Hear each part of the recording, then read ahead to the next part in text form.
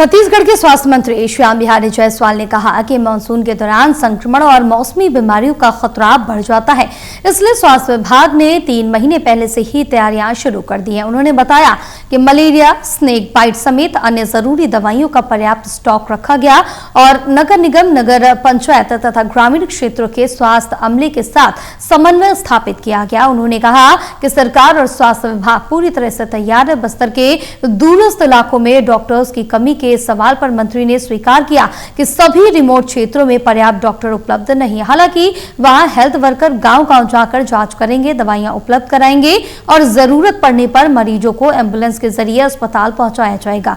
नकटी गांव में अतिक्रमण हटाने की कार्रवाई पर स्वास्थ्य मंत्री ने कहा कि कांग्रेस सरकार के समय ही वहां अलॉटमेंट और चिन्हांकन किया गया था।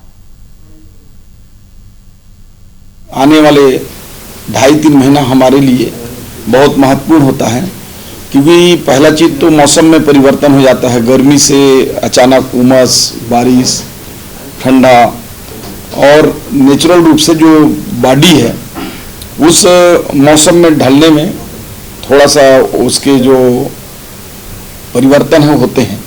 और उसके अलावा जो बैक्टीरिया हैं, विषाणु हैं, इनका प्रकोप जो है, क्योंकि ऐसे मौसम में इनके फलने फूलने और संक्रमण करने का ये उनके लिए अनुकूल समय होता है।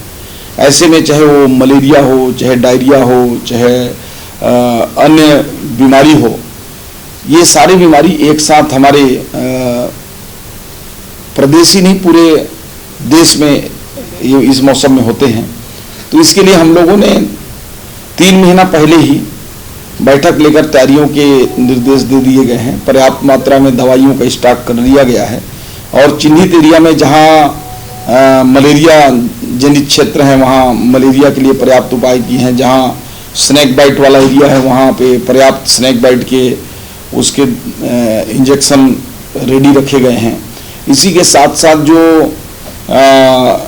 हमारे जो नगरीय क्षेत्र हैं उनके साथ भी जो म्यूनिसिपल हैं और म्यूनिसिपैलिटीज हैं, नगर पंचायत हैं, इनके साथ मिलकर हमारी बैठकें हो चुकी हैं।